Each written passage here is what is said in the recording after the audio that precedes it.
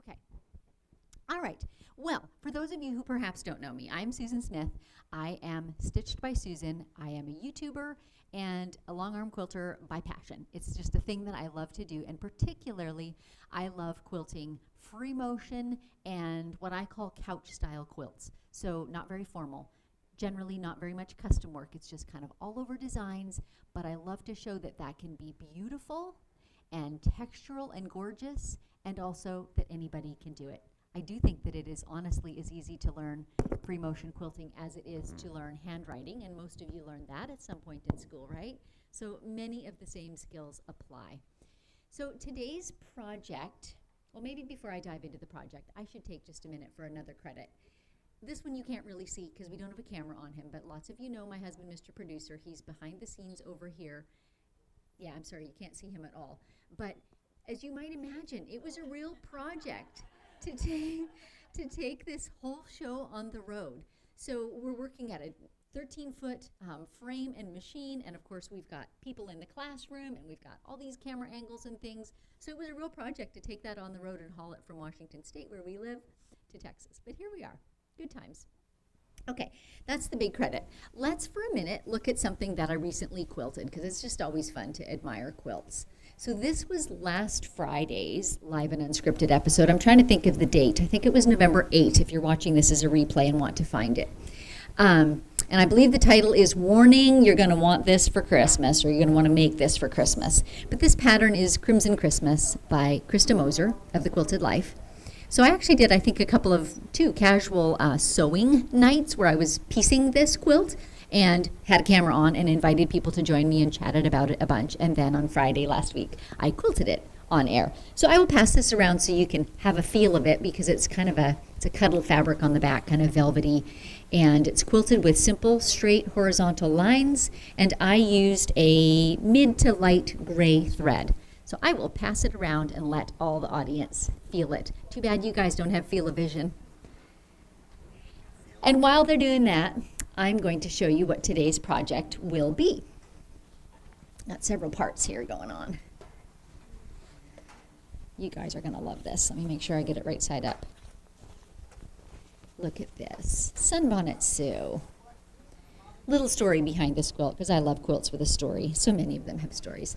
This belongs to my sister, and she volunteers fairly frequently at a thrift store in her local town, and these little Sunbonnet Sues came in. And I can't recall now if they were already appliqued onto the white squares or not, but she did all the sashing between. And she just took a jelly roll that she had, and she didn't have quite enough, so she found this fabric that's in the borders, cut a bit of it into the jelly rolls to intermingle it in there, and did the sashing and borders. And that's what we're going to quilt today. And the backing for it came out of my stash, a simple yellow and white polka dot. So our topic at large today that we're going to kind of focus on is the actual loading process. And being that I'm at Stitch House, Stitch House does carry Bernina long arms, and I travel and teach for Bernina as well, and this is the kind of machine that I drive. What I'm driving today, the Q Series Q24, is exactly what I quilt on at home. So throughout all of these episodes this weekend, I'm going to be talking a little bit about the machines and some of the things that I love about them, and showing some of my favorite techniques. So for today, we're going to put some focus on the loading process.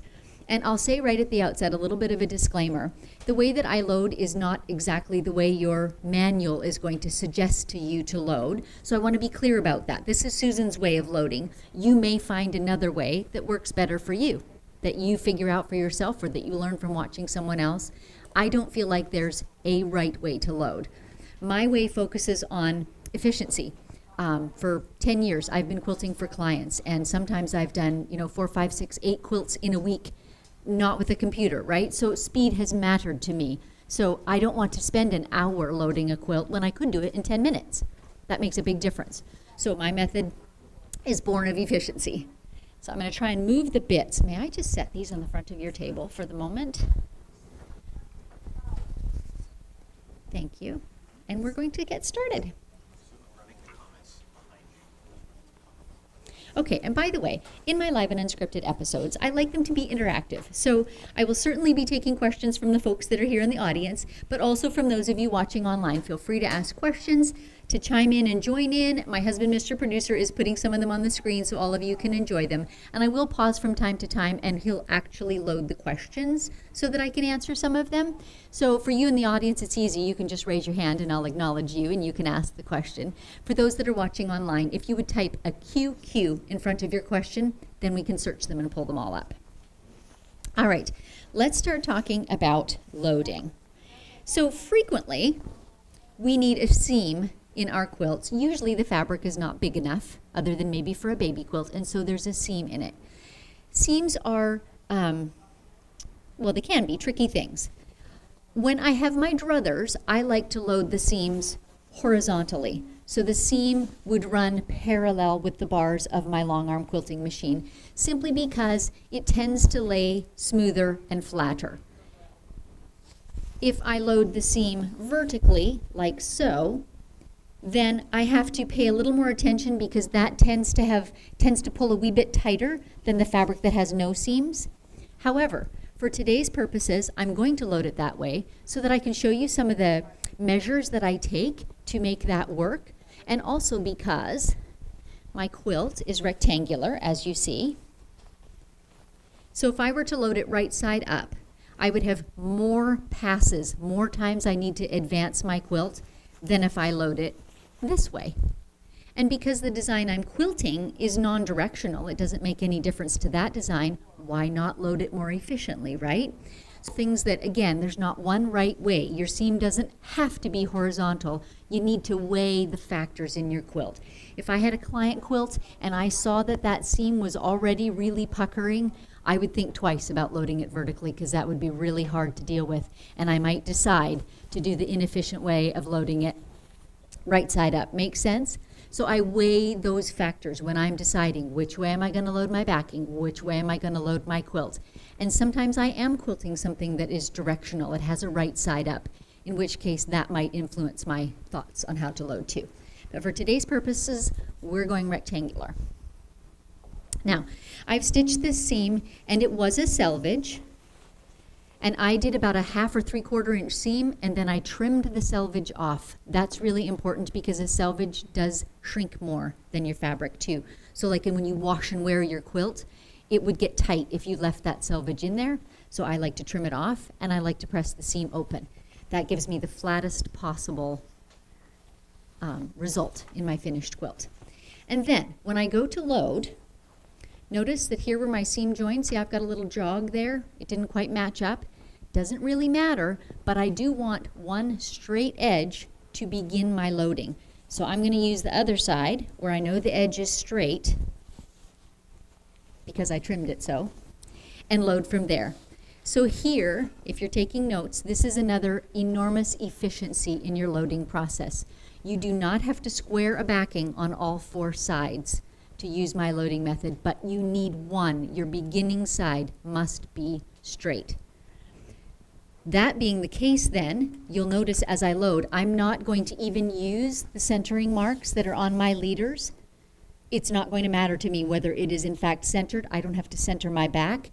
I only center my quilt on my backing visually. I'm not precise enough that it has to be within a 1/4 inch, right? So then I don't need to measure either. So my measuring, my prepping and measuring, if you will, consists of laying out my backing on the floor, laying out my batting, laying out my quilt top and saying, do they all fit? Is there enough excess in room? Good enough. And then the only reason that I actually, in fact, would measure the top of the quilt is because that's how I bill my clients, is by the square inch. So I need to know, is it 54 inches by 82 inches or whatever the case may be?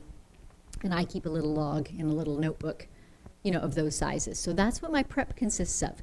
Are they all big enough? Do they fit? And then measure the top for the purposes of my notebook and billing. And that's my prep. Okay, one more thing I want to show you before I actually start loading. I brought along my mobile loading system. Those of you who have watched me on my regular show from home know that I use the red snapper system. Well, these are not red, they're white. Someone gave me these, and they're a kind of a knockoff, I'll be honest. They're a knockoff of the red snapper, and they don't feel quite as nice. So there is value in the real thing. But the beauty of this was because it was inexpensive, I chopped it up into pieces. So my initial ones are quite long. And what happens is there's a little rod that we last night fed into the hem of this leader right here. This hem is built in on a Bernina machine. It's already sewn into the leader. So I've run the rods through this hem and through this hem as well. And we'll talk more about that one in a moment. But what's going to happen now is this is an open channel and it's flexible and it snaps over that rod. So that's how I'm going to load, as opposed to pins or magnets, which are useful tools also. But pins take longer and I want it to go faster, right? Pins also jab you in the finger and put holes in the front of your t-shirt, just so you know. So now I'm just going to arrange my backing on here wherever it's convenient for me. You know, if Dave and I are going on air and we're filming one, I sometimes will put it closer to the camera end. Otherwise, I put it more or less in the center of the machine. It doesn't matter vastly. And also when I'm at home, let's see if I can do it here. I wrap my leader around and I capture the end of it in my, in whatever my clipping system is. These are all wound up. Hang on a second. I got it. Just to keep it from flip-flopping off the machine, right? So it doesn't flop down on me. So I'm going to go ahead and do that because it will save. Pardon me? Okay. I'll move the machine just a little bit. I'll try not to call the machine Stella. My machine is named Stella, and that's probably going to come out of my mouth a few times during the day. So all I'm doing is clipping the edge of this leader to hang on to it for me, so that it stays in place without flopping off. Still plenty tight. And by the way, Bernina's clips come with an elastic strap. And whenever I put the tension on here, or as we load the quilt and I put tension on it later, know that you do not have to have it tightened like a drum. So I can see here, I'm just going to point this out, you guys, sorry, to this door. This portion of it has almost lost its stretch. And that's a sign to me that this has been put on overly vigorously and it's losing its elasticity. I've done, I don't know, 400 quilts probably on my Bernina machine since I purchased it, and mine are still very elastic. So I think that's just the key. They are replaceable, absolutely, but just know that you don't have to have it so tight as it will hold. You know what I mean? You just need a little tension on it is all you need.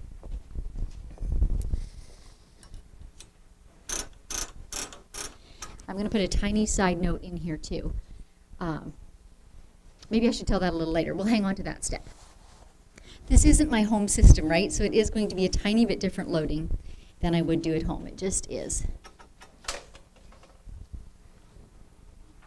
But now my little clips.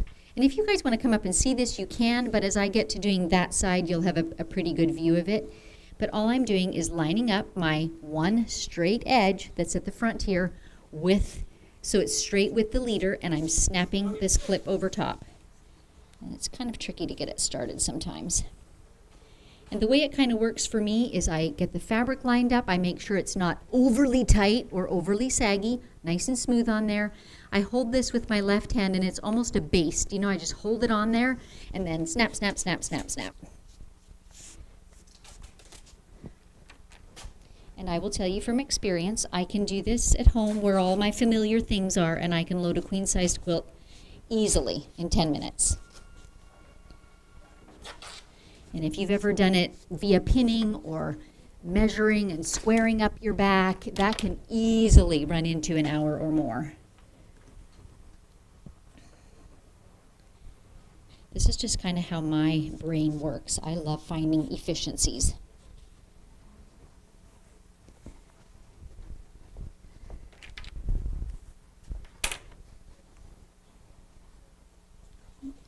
Quite smooth. And you can just pop them up and reset them if you need to, as I've just done on that one. You guys probably can see this better on camera, honestly, than live at the moment. And the actual red snapper system comes with some smaller little bits too that are just helpful when you're doing small ends like this. 1, 2, 3, 4, 5. That's right. I have 5 for each side. Perfect. Okay. Next step then is to take all of this backing and toss it over the back rail. Now here's the prep that I've done.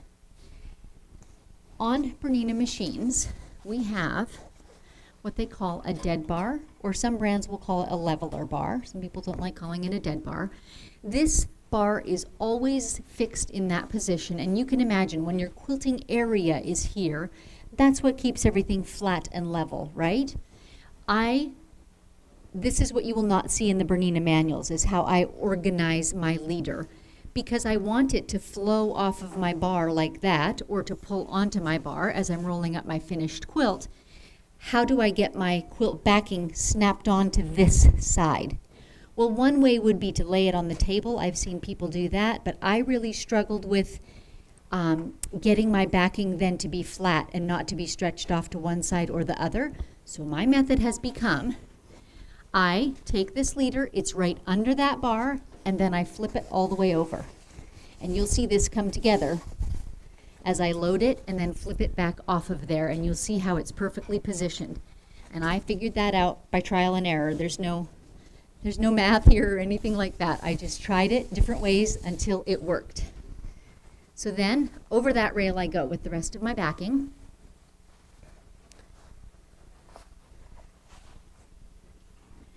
And this is an important part.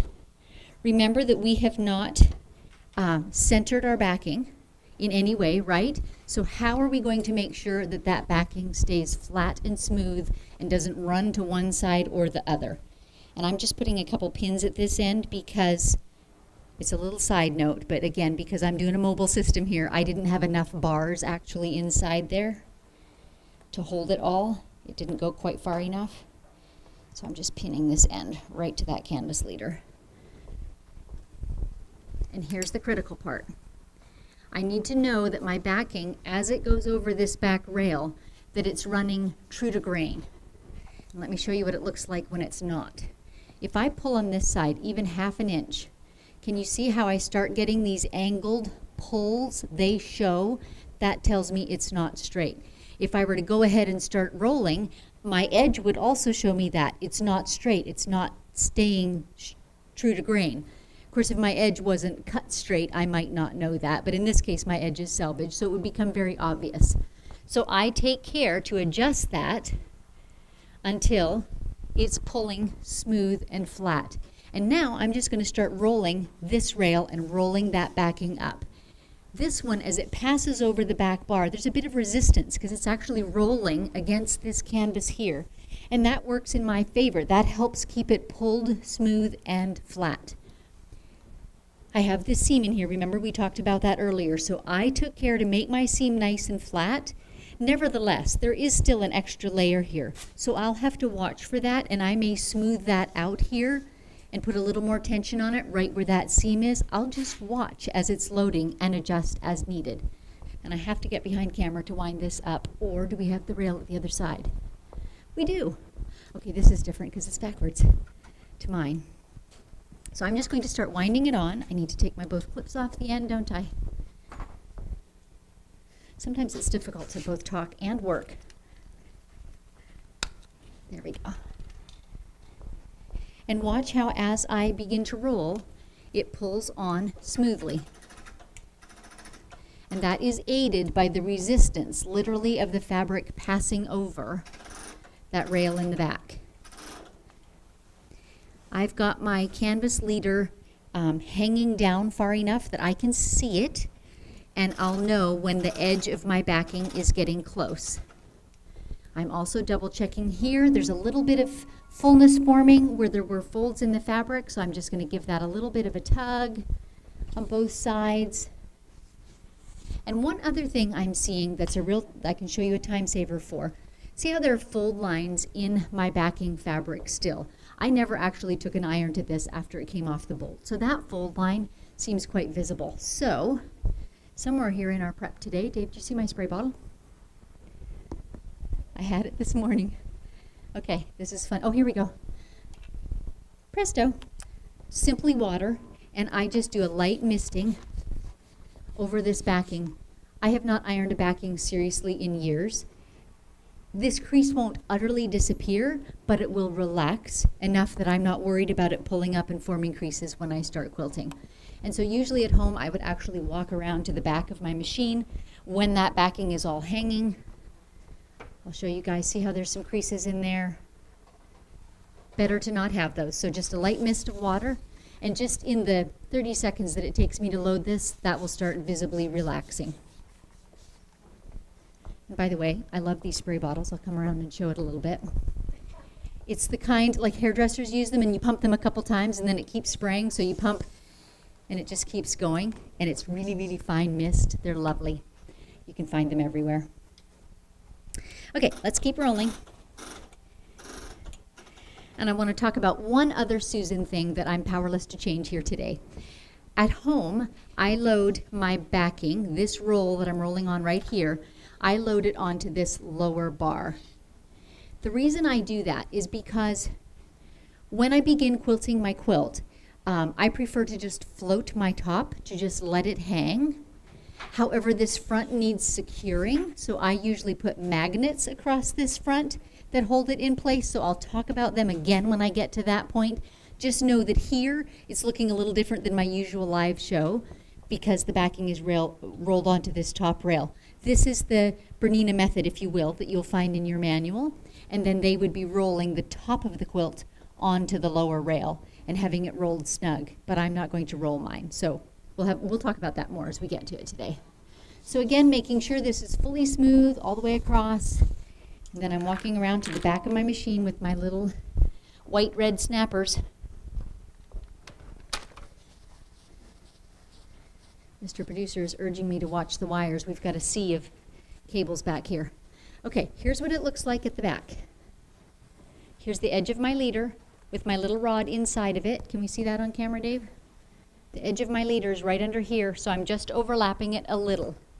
Here's the portion where my seam was crooked, has a little jog in it. I don't have to worry about that. I can just let that little excess hang. All that was important was my first straight line. And whether there's odd bits on the sides or odd bits at this end, doesn't matter. We just let it hang.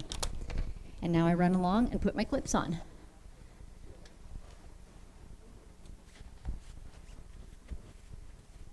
And this is where I always start breathing heavy on camera. It takes a little bit of effort to put these clips on. And again, I'm short just a little bit on the end, so I'm just going to pin that to secure it. So in my machine at home, I have that rod literally from end to end. There's only about 1.5 inches on each end that does not have a rod, so that I can really fully load my frame if I need to with a big quilt.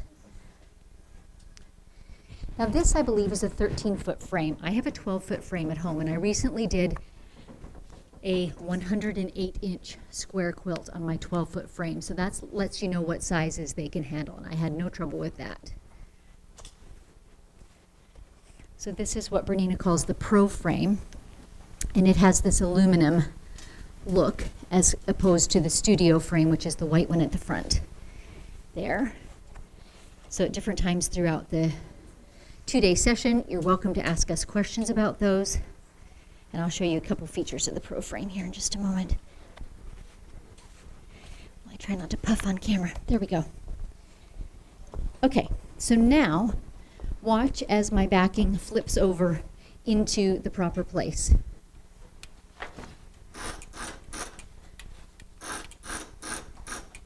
Right there. And we have a loaded backing just like that. Now, on my machine, and I think typically, your ratchets are at the same end as your wheel, so that you can do this all from one place. Roll it up, flip the ratchets in place, and you're set to go. But as it happens today, I'm having to drop from end to end. And there we are. And I'm going to give you guys one more tip. We're seeing that this seam line is pulling up just a tiny touch. And there's a little bit of sag here. Even though I know I had a straight edge, I'm pretty confident I rolled it on straight. What do you do about that? Or you'll see this if you've got a 108-inch wide backing. They're notoriously off kilter, the grain, right? A little bit twisted. And so you'll sometimes get this wonky look at the end. There's actually a fairly easy fix for it. And again, I'm going to have to run back and forth now. Because what you do is undo your rails. I've got the bottom one on. I want that the other way. The bottom ratchet is off, the top ratchet is on. All I'm going to do is roll my quilt backing one way and then roll it the other way with a little bit of tension on it. And it's going to just distribute all that wonkiness. Now this is not going to solve it if you've got a massively unsquared backing that you've stretched into place. It's not going to work for that. But for this little bit of sag, it will work perfectly. That's the ratchet I need off. Isn't it funny how you become so accustomed to where the things are in your own machine? So what I'm doing here is I'm hanging onto this one that it's rolling off of with a little bit of resistance and rolling it onto the other one. Because I want to put just a tiny bit of stretch into that backing to smooth out that unevenness. And don't be scared of doing this. Like, you don't want to wrench your fabric out of shape by any means. But I grew up with a hand quilter. My mom was a hand quilter. And when she would set up a quilt on her frame, she used the kind of frame that was living room sized, you know, they were never flat and square. She didn't have square rulers and rotary cutters and all that sort of thing. So she would literally put that little bit of tension on in every direction, pin it in place and put the layers together and proceed to quilt it. So I'm just using that same principle here and putting a little tension on it and then rolling it into place. So now I'll do the reverse. I'll undo that top ratchet. Roll it back the other way. Again, I'm holding the top rail, providing a little bit of resistance. So there's a wee bit of stretch going on.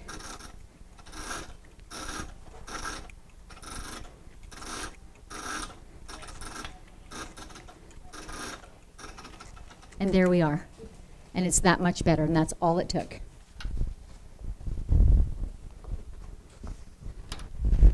And I'm not sure if you guys can see from where you're sitting, but these creases, while still visible, are relaxed. They're not going to fold a pinch when I quilt them now.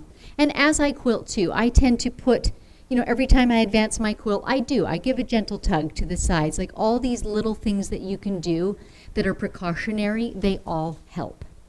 Okay, let's talk batting for a few minutes before we load Sunbonnet Sue. She's so cute. I'm going to pass a couple batting samples around, and then while you guys in the live audience feel these, then I'll take some questions and answers. What I'm going to use today is 100% bamboo. You will love the feel of this.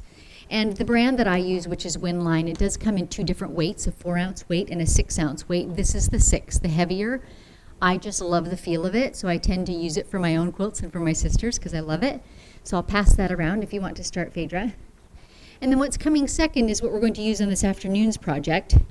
And this is 80-20, so 80% cotton, 20% poly. This is also by Winline, but there are other brands, Hobbs, Quilter's Dream, that have a very similar product. And this is what I call, well, is a great all-purpose batting. I see a lot of quilters using 100% cotton, which is lovely also. Like, it's that whole natural fiber thing that a lot of people love the feel of. It breathes and all that. The reason I tend to go for the one that's got a bit of poly is, number one, it's a tiny bit loftier, and I like that look. And number two, it does not hold creases as badly. So when you fold the finished quilt with 100% cotton batting, it tends to remember all those fold lines, and they stay there for a long, long time. This reduces a lot of that, so I like it. Also, it's quite a bit less expensive. So this is affordable, it's washable, it wears well. It's a great all-purpose batting. 80-20 by Winline. Okay, let us take some questions. And I'll be bobbing back and forth between screen and camera. Okay, Melanie, will you show the coffee bean stitch? I think that's the name. Love your videos. I don't think I will be today, Melanie, because I've got a design picked for this quilt. It's the hibiscus, and that's what I'll be quilting today. So you'll have to catch another episode for that one. Rebecca, ooh, that's tiny. Oh, let's go big.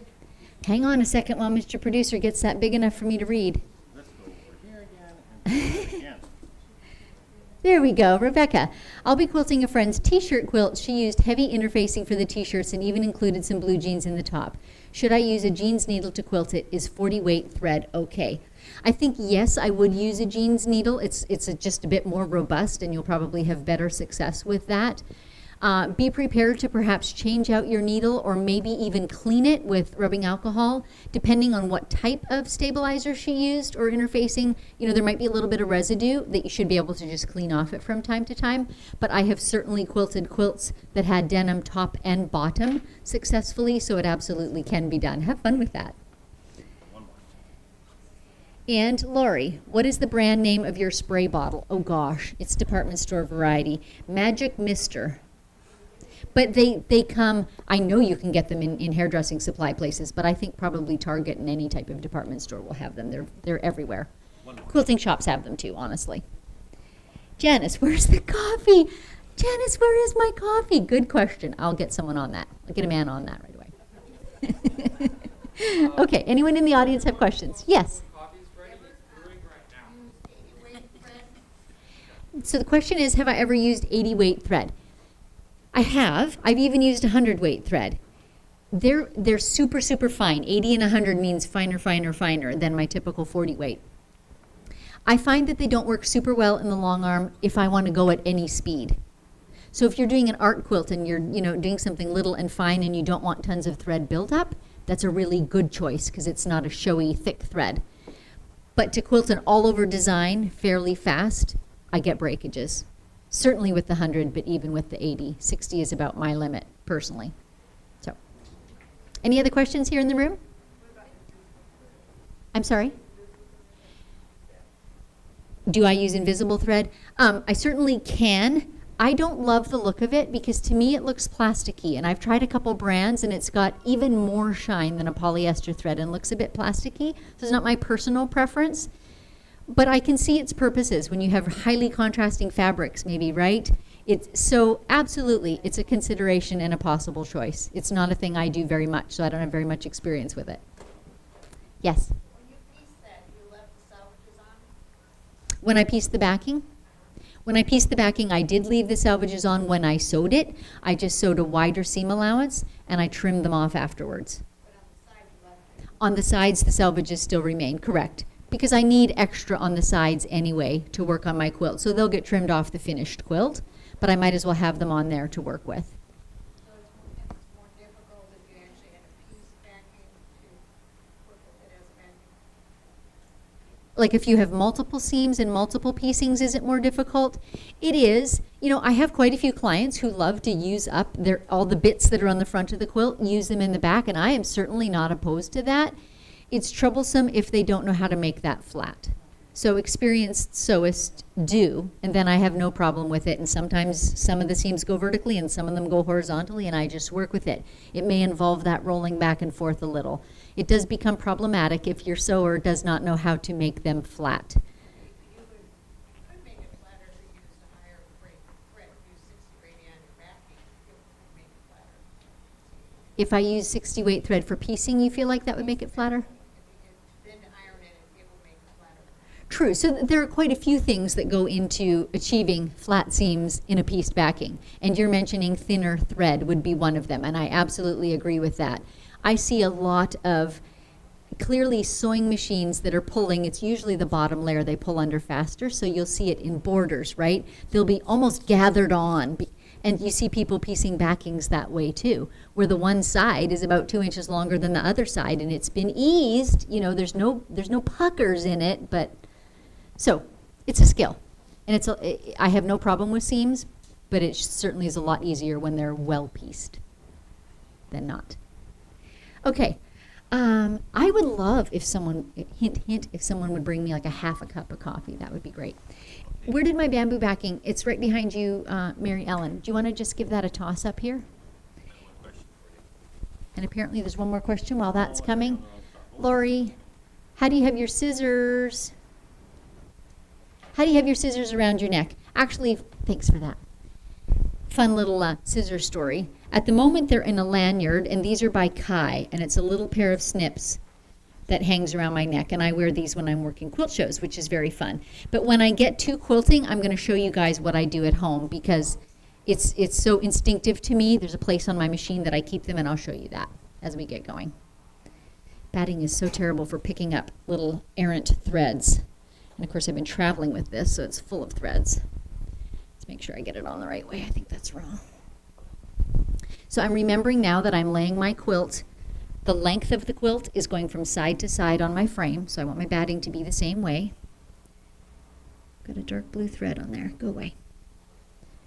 Let's just double check that I've got it right before we get it arranged in place, because this quilt is not terribly far off square, honestly. I think that'll work. Okay, so I'm going to put my batting approximately in the middle of my backing. In practice, if I was doing this at home, I don't necessarily care if the backing seam is in the middle of my finished quilt. In some ways, I prefer there not to be a seam right in the middle, because that quilt often gets folded right in the middle, and I feel like that's a wear point to have the seam right on it. So personally, I tend to make that seam slightly off center. But for today's purposes and camera angle, I'm going pretty much in the center of this backing. So I've just arranged my batting close up to the top rail, and now I'm arranging my quilt top over the top of that. I have not basted either of them. You certainly can, if you want to, baste your batting down first, and then you have a straight line to work with. But for today's purposes, we're just laying it on there. My sister does good piecing, so it's nice and flat. Yay!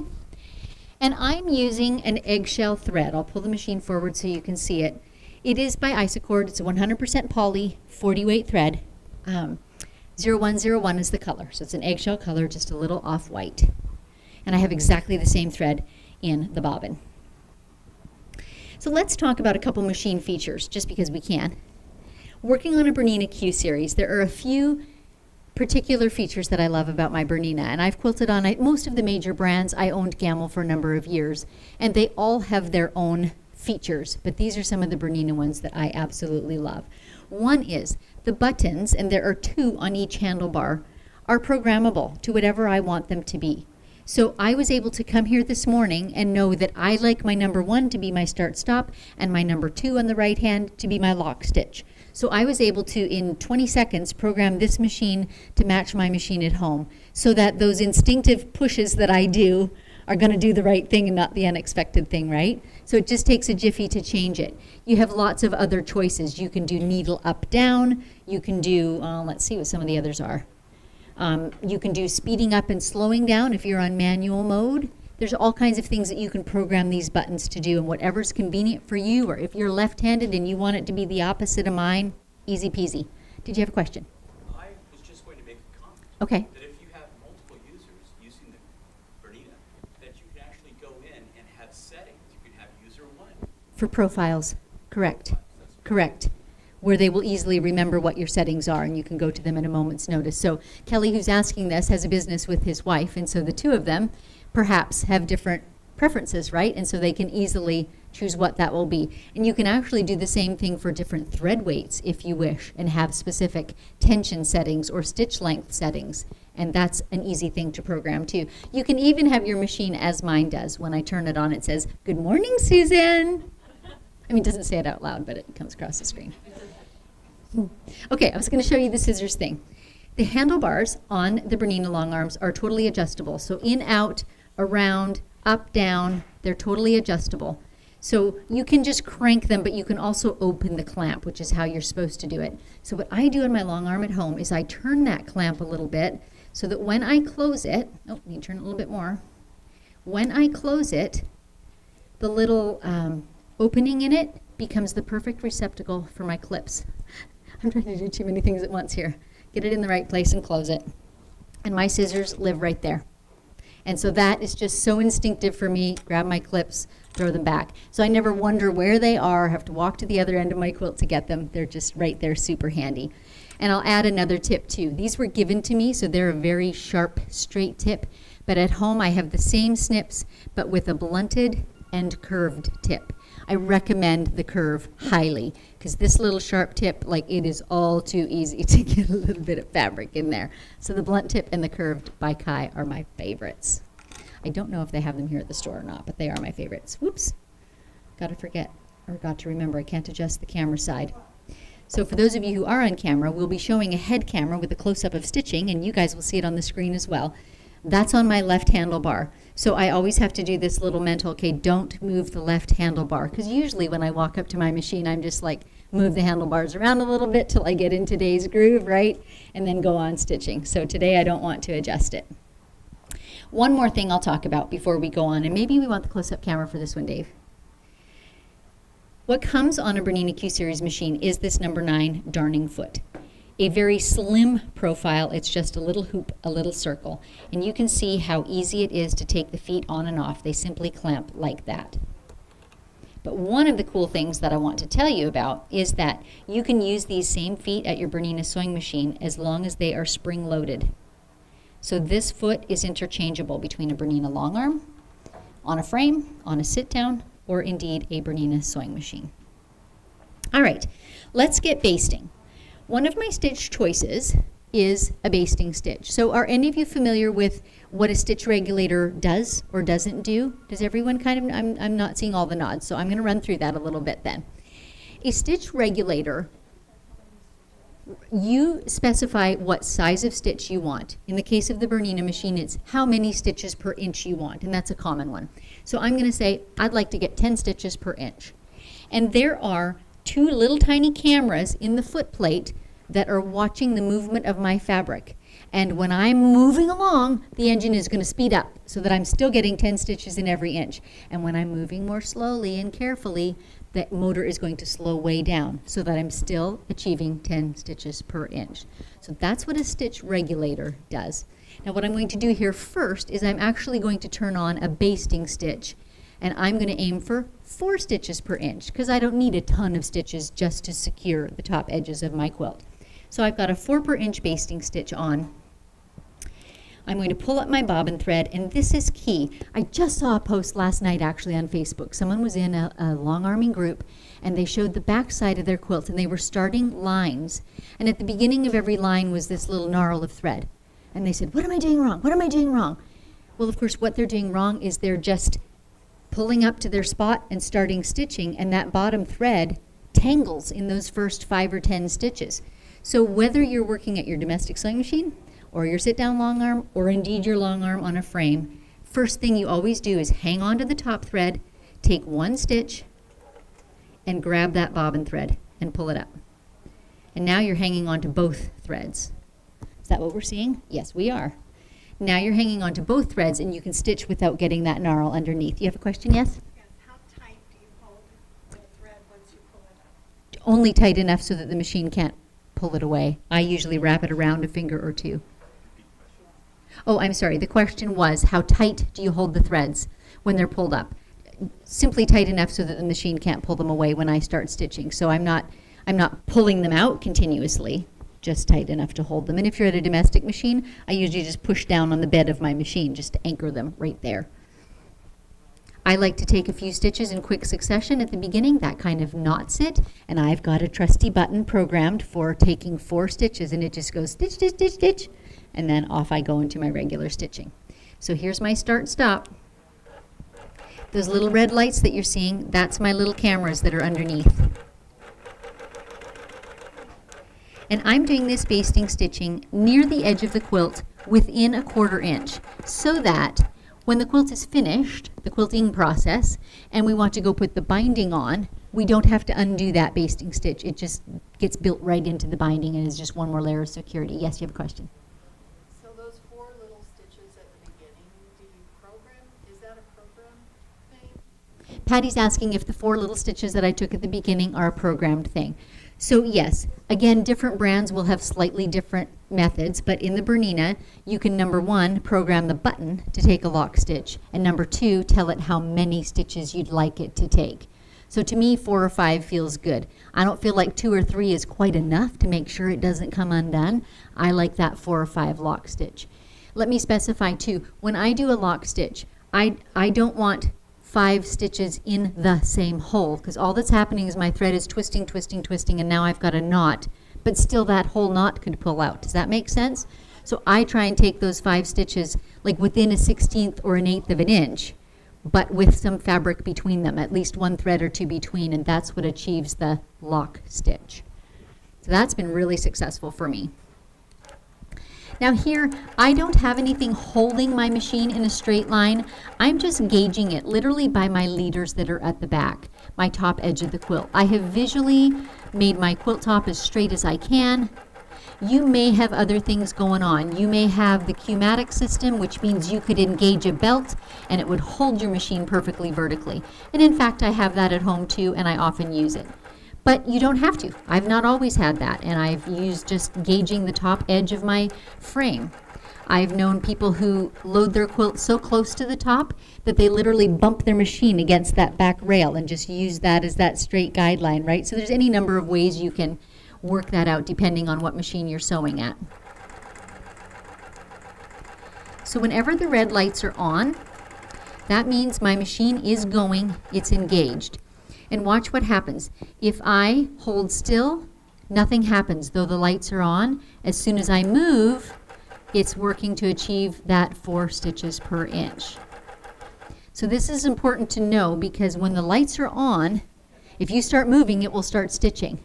So if you want to be pausing to, I don't know, pull off a stray thread or something like that, you want to be aware that your machine is on, or take the time to turn it off. Because if you bump a handlebar, it'll stitch because it's on.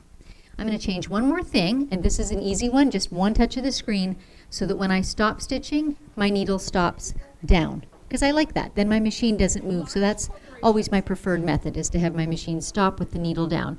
So you watch. The next time I pause, it will stop with needle down in the quilt.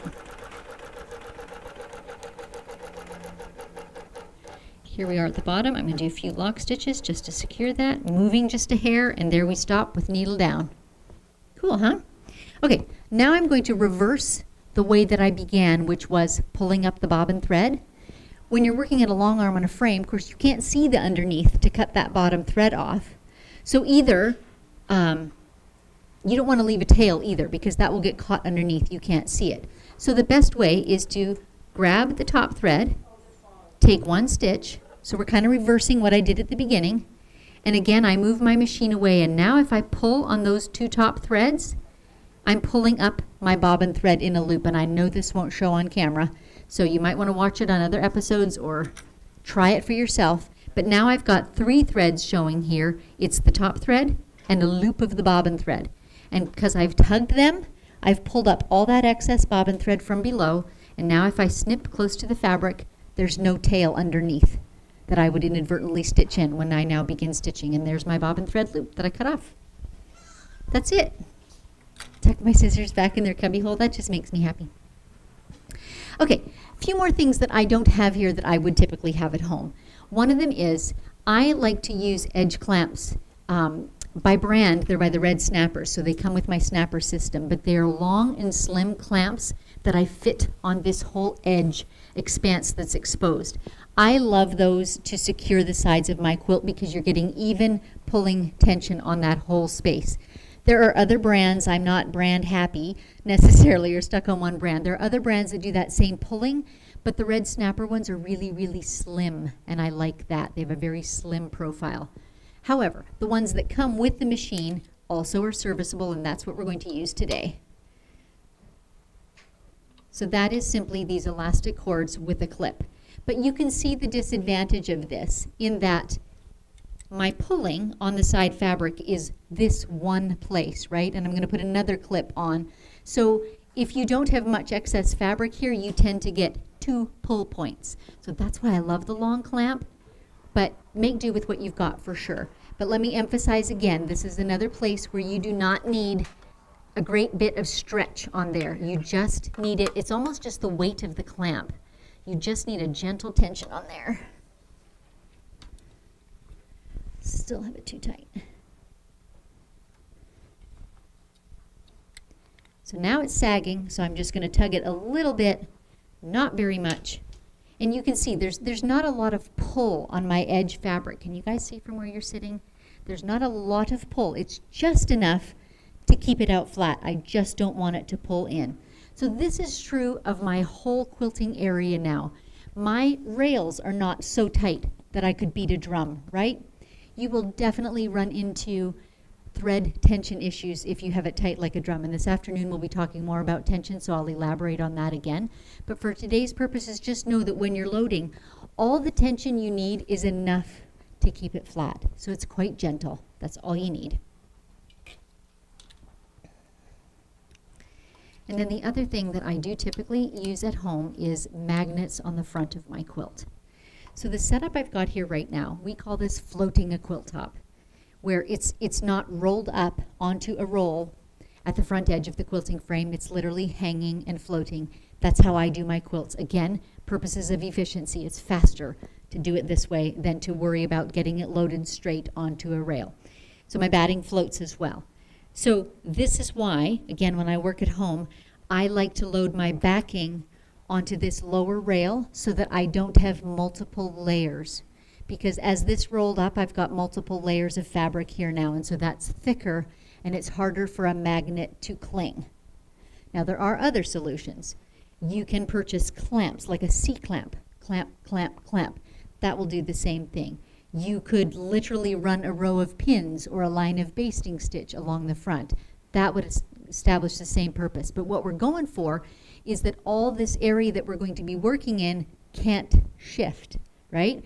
This is floating, but we don't want it to be pulling up as we're quilting decorative stitches.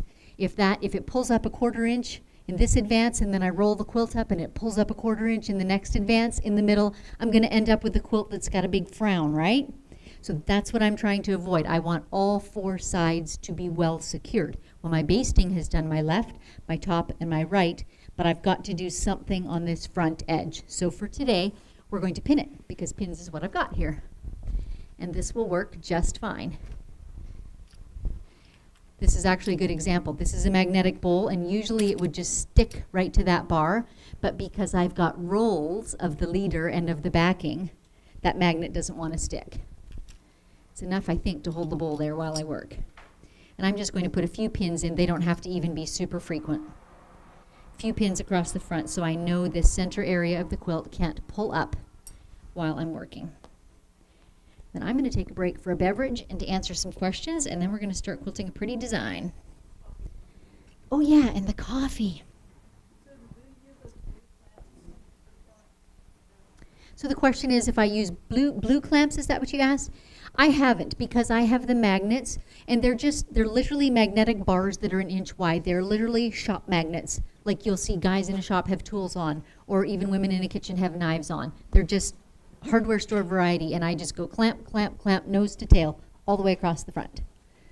Super fast. And at home in my setup, my wall is behind me here, so I store my clamps like in the crook of the wall and the rug, and they just store in there nose to tail. They're big, they're heavy. You do not want them laying in the middle of your floor, because if you kick them, you will be very sorry. And you also don't want two to stick together, because they're really, really hard to get apart. They're strong clamps. So having them just nose to tail in that little crook works beautifully for me. I've known others who put them on their spare rail on the bottom. That would work too. So, okay, sip of coffee for Susan. Look at this, you guys. I love my morning coffee. Okay, do we have any questions in the room or on the screen? Let's go room first. Okay. I have a table, Yes. long arm.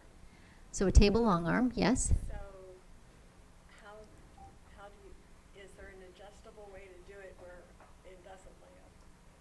So Tamaya, is that how I say your name? Just Tammy.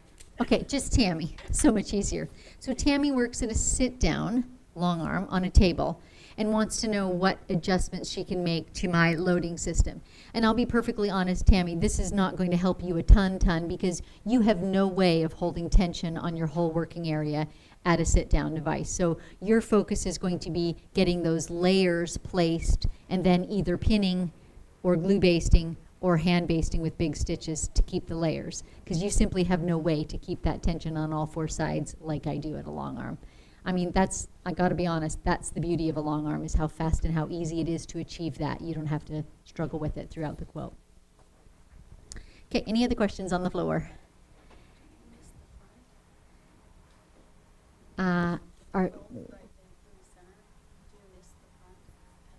As in the top of the quilt? Phaedra is asking if I missed the front of the quilt as well, if it's wrinkled. You know, sometimes I do, but I don't usually have trouble with that forming creases or pleats under my stitching because I can see it, right? And I can keep it smoothed out. And as I advance the quilt, I'll be, you know, smoothing all of this down too. And so that keeps my working surface. So I don't usually miss it. There have been times if a quilt has been folded for a long period of time and it's got those funny corner creases that you get, I have done it, but I don't usually. Coffee is so good. All right. I'm trying to think if there's any other machine features that I would want to talk about here. Here's one of them that I love, love, love, love, love about. Oh, okay, sorry. Mr. Producer says I have questions on the screen. Let's do those a minute first. I did promise that. Anne, is there a wrong and right side to batting, and how do you tell the difference? You know, in some battings there is, Anne. There are battings that have a, now the word escapes my mind, that super fine netting. Scrim, that's what I'm trying to say. And if you have a batting that has scrim, you want to put the scrim side down. Now, a lot of batting is needle punched, meaning it's been punched with 1,000 needles to keep all those layers together. Lots of quilters will say you need to figure out which area was down, so you'll often see dimples on the top and put the other part down, so you're stitching the same direction as that needle punch went. In my experience with the bamboo and with the 80-20, which are my two that I use most of the time, I have used them both ways with great success. So that's my story. Neither of them have scrim, so they don't have a very distinct top and bottom. Okay, more questions. Janice, I noticed this frame much lower than what Susan normally has. I know I prefer higher too. Super good point that Janice is making there. This is a matter of personal preference. But again, because my style of quilting is not intricate, working on one little area here, my style of quilting is doing larger free motion things. I find it very tiring to have to try and see low down, and also I tend toward poor posture and getting hunched over. So yes, my frame is rib cage height at home, and I much prefer that. It just helps me stay upright and do my stitching. If you happen to have a hydraulic frame, that's easy to change, and you can even go from a chair to standing if you want to. So if you don't have a hydraulic frame, and this one is not, I don't think, they're still adjustable. It's a two-person job and a 15-minute job to change the height of it. It's worth it. And it's worth experimenting to see what feels good for you too. So that's a great point Janice made. Susan Berry, by using the 4-stitch lock stitch, then do you also bury the thread when you finish the quilt? I don't, Susan. I actually trim those tails off when I've done a lock stitch. And I'll do that even within the quilting. I'm sure as I'm quilting today on this project, you'll see me at some point, the bobbin thread will run out, or for whatever reason, I'll have a splice in the middle of the quilt, and I'll do those lock stitches, and then I'll trim the threads, and that's it. So tying and burying literally means that you tie a knot in those thread tails, and then you thread them through a needle, and then you pull them in between the layers of the quilt to make them totally invisible. It's kind of a high-end finish. Absolutely acceptable, but time-consuming, so it's not one I choose to do.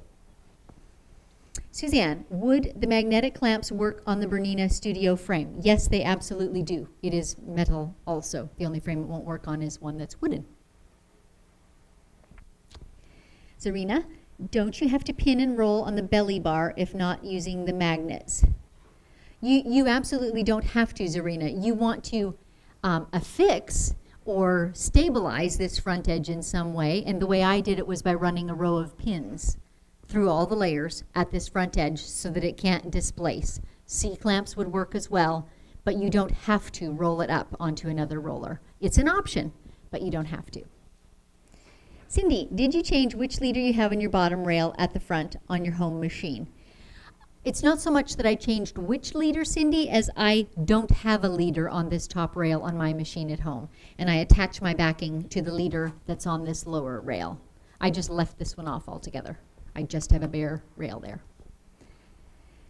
Neville, have you ever used a long arm hammock to keep your top and batting off the floor? Honestly, I haven't. I know lots of quilters who do. Maybe they do more and larger quilts than I do. I do a lot of lap and baby quilts. I personally find it easier just to keep my floor vacuumed and thread free and just not fuss with it. Personal choice. Cindy, could you have swapped out the top rail for the bottom rail because the leader was already attached? So I built my own frame, Cindy, so no leaders were attached. I think you could detach a leader. Like they're the same type of rail and the same type of leader, although they are labeled top and backing. So I'm not sure if I fully follow your question, but you literally can just take these leaders off if it's already on your machine. Are there more? Just get 2 more. Mr. Producer's hunting. Melanie, did Susan make her sweater? I love to crochet as well. Susan did not. It was lovingly handcrafted by Amazon. I could have, but I didn't. Janet, do you or have you ever used a centering tape to keep the right and left sides in place? In fact, yes, I have. And again, on my own machine at home, on this dead bar or leveler bar at the back, I took one of those long arm centering measure tapes and I affixed it with like a double stick tape. So it's permanently attached to the front of my rail. And I use it particularly when I have larger quilts, and I will do exactly what you described. I will take note. I don't necessarily center it, but I'll say the right is at 34 inches and the left is at 29, right? And every time I advance the quilt, I'll measure that up again and use that as a guide, absolutely, to keep a nice square quilt. Yes. Lori, how do you attach the centering tape to your dead bar? With 3M double stick tape is how I did it. And 1 more online. Okay. Wendy, gosh, now I don't know if you're watching on air, whoever asked this question. I'm wondering if you're talking about using the Cumatic digital system. But you'll see as I'm quilting today, because it's going to be free motion, you'll see how I kind of gauge and fit in one pass below another pass. So that will become clear as the day goes on. And number 2 is what accessories to add to frame, that is measuring tape stuck where.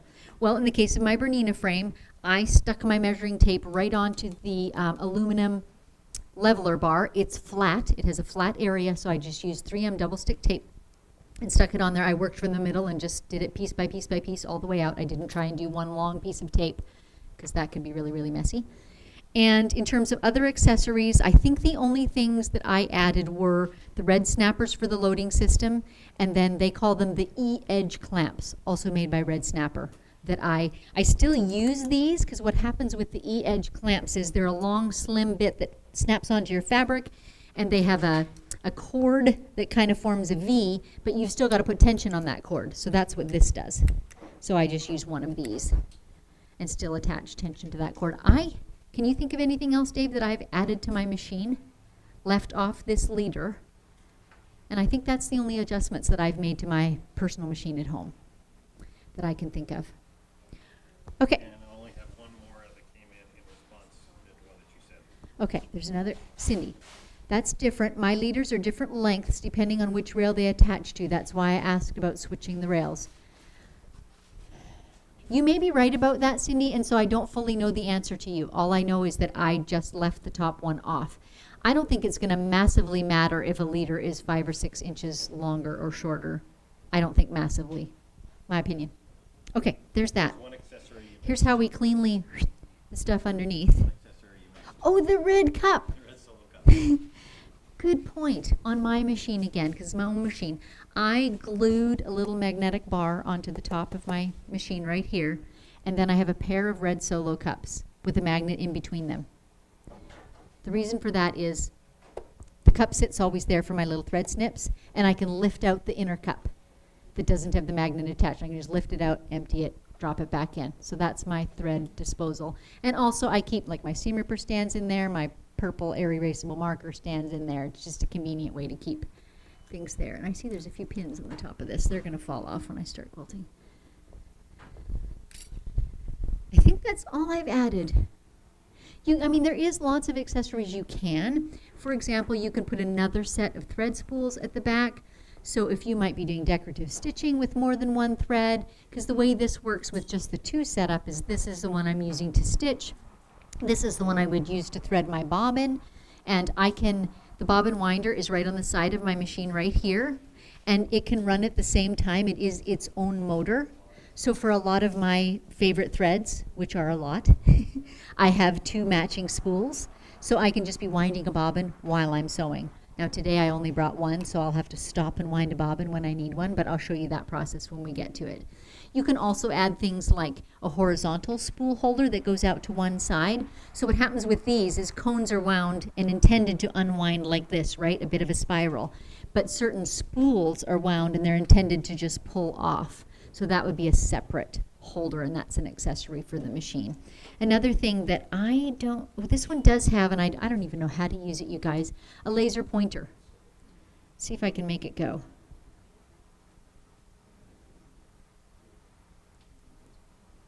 No, Susan really truly does not know how to use it. This little black bit right here is a laser pointer. Kelly and Patty, I know, have a Q-matic system, which is the digitized, computerized system. And that laser pointer is simply a tiny laser light that pinpoints down right where your needle would go in. It's really handy when you're working with a digital machine because you're needing to line up things precisely with what came before. When you're quilting freehand, as I'm going to be doing today, it's just whatever your eye says.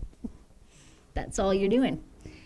Okay, I think we've covered everything and ready to stitch. How are we doing for time, Mr. Producer? Oh, we're fabulous. We're fabulous. Okay. When I'm free motion quilting, I can begin in either corner that I want to because I tend to stitch one direction on one pass and then advance my quilt and stitch the other direction on the other pass so that all my flowers, for example, don't all blow toward the west, right? So then it doesn't matter which way I start because I'm going to alternate on the way down. And for whatever reason, I tend to start in the right-hand corner. That's just me. There's no rhyme or reason particularly to that. Let's talk for 1 second more about another couple stitch options. So we talked about the stitch regulator being, I've got my machine set for 10 stitches per inch and it's going to speed up or slow down to achieve that, and I'll let you hear that as we work. But a couple finer choices that you have, Bernina calls them BSR, so it's just Bernina Stitch Regulator. So BSR 1 has this coasting option. Let me just do it for you because it's easier to show you, honestly, than to tell you. When I've got it turned on and I'm stitching, well, let's take the basting off. BSR 1. When I stop, do you see how it's still coasting? That's BSR 1. So all it means is that even when you come to a standstill in terms of movement, the needle still coasts gently. It helps you to get really pointy points because you get an extra stitch in that point before you move on. So it's a good thing to use and kind of my preferred one when I'm doing free motion quilting. BSR 2, however, BSR 2 waits for you. That's how I remember it. When there's no motion, when you're not moving, it absolutely doesn't stitch. That is helpful if you're doing ruler work, which is something we'll be doing tomorrow. When you're pausing and repositioning your ruler or your hand or whatever, and you don't want it to be taking 10 stitches in the same hole. So that's the differences between those BSRs. And then there is a final one that is a manual, which I'll show you a little bit later. Let's just take one thing at a time and not do the fire hose. Okay, so I'm just going to start stitching in the corner, and I'm going to quilt a design that I call a hibiscus. It's got this spiral in the middle, and then petals around it. And today is not going to be so much about the design, because that's not really what we're focusing on today. We can't do all things in one lesson. But I thought this seemed suitable because of this print that I'm quilting over right now. It has these hibiscus-like flowers in it.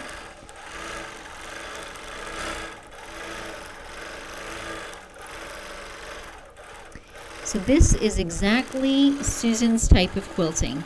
This idea of taking the same motif, in this case a flower, and learning how to quilt it in every direction and just laying that same texture over the whole quilt. And this is what we call free motion or freehand quilting.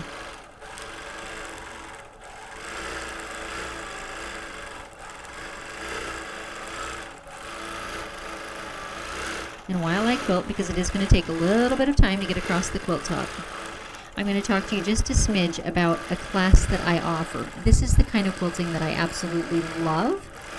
And so I have built a whole course that I call the Free Motion Quilting Masterclass, in which I teach over 25 different designs, all done this way, this doodling type style.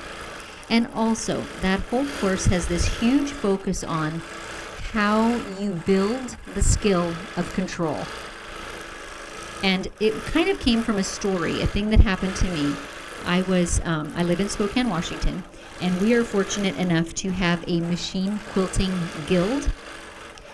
Not very many cities have that. It's very unusual, but we do have one. And for a number of years, they have had a challenge, an annual challenge, that has to do with either, well, when I began, it was a vintage quilt. So you would receive in a blind draw a whole quilt top, and then it was your job to clean it up as needed, mend it as needed, and quilt it.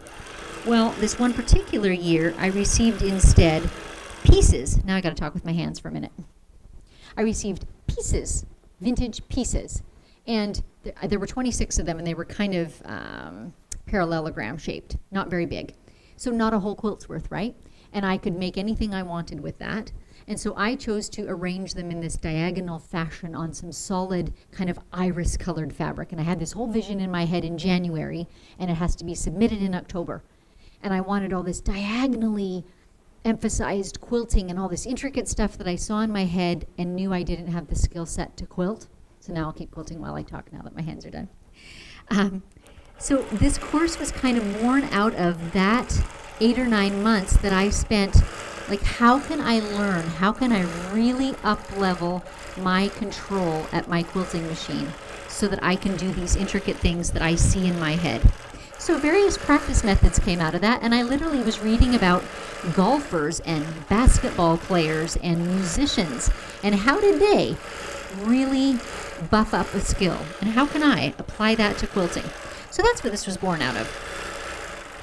Anyway, there's a banner behind me with a little more information about that, and you can also find all kinds of details on my website, StitchedBySusan.com. I love teaching this sort of stuff. I've had many hundreds of students, and inevitably the refrain after a few weeks in the class is, I had no idea I could do this. But like so many other things in life, you don't start by trying to do a flower like this. You start with simpler motifs. You maybe even start with loops, and you learn consistency, and you learn form, and you learn how to be in control of the machine. And then you start putting all those things together, and then you start getting some gorgeous quilting.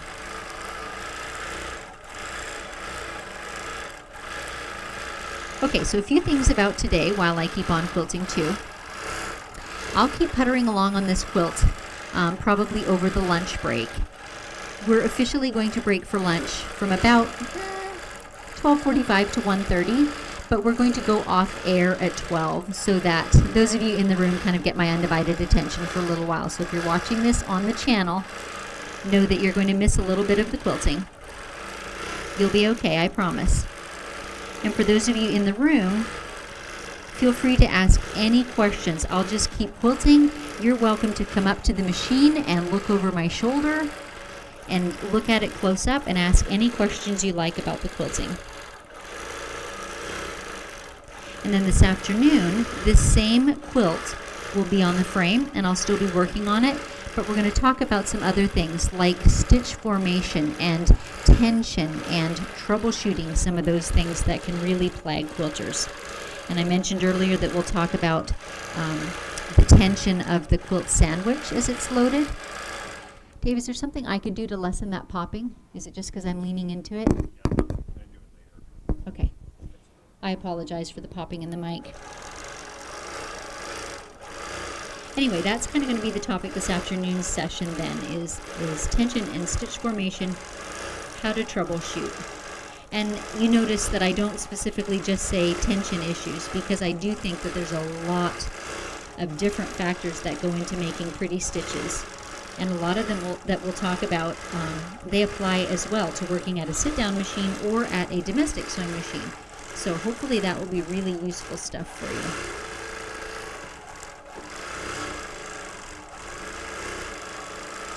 One big picture thing that you might want to watch for as I'm quilting is how I move around the quilt top. I started in that right-hand corner, and essentially I'm quilting in a basically zigzag fashion. So what's furthest away from me, I fill up, before I quilt what's closest to me, as opposed to quilting way here close to me and then finding, oh gosh, I've got that awkward corner up there. What the heck do I do with that now, right?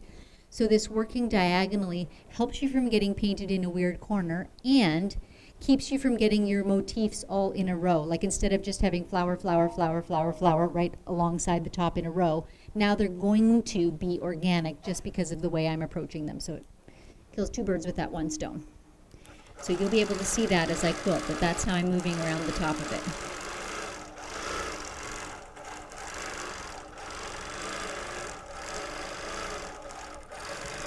What you perhaps can't see as easily, but that I'll tell you, is that the Bernina machines are exceptionally light on their feet, smooth, smooth moving and very little resistance, which just makes them an absolute joy to quilt on freehand. They move so easily. Even the 24-inch, which this one is, it's a big machine. It's an almost 50-pound machine, but it still moves very, very smoothly. And you guys who are also listening can also hear that it's very quiet. I honestly encourage people all the time to shop for quilting machines at quilt shows, because most of the major brands are represented at every show, and you can literally walk from one to another and listen to them and just get an idea of the different sounds. Some of them are positively John Deere tractors. Okay, funny story. Right here, this is red fuzz from the Christmas quilt. Everything in my sewing room has red fuzz.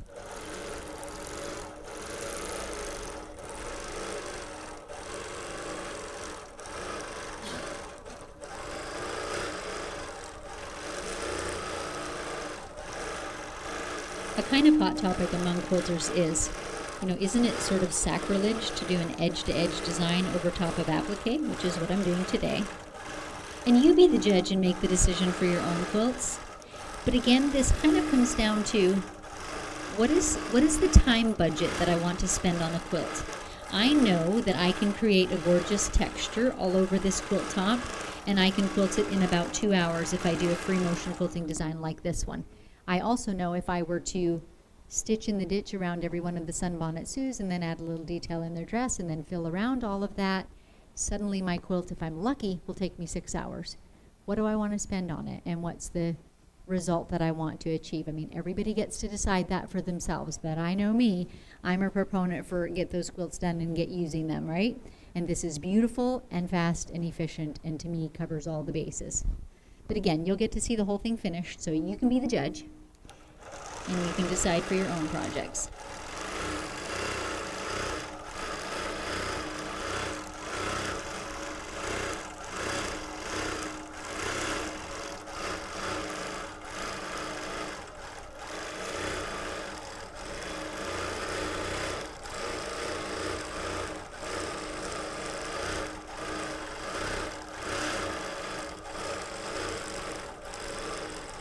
Okay, I'm trying to keep an eye on the time. Where did you put my clock now, hon?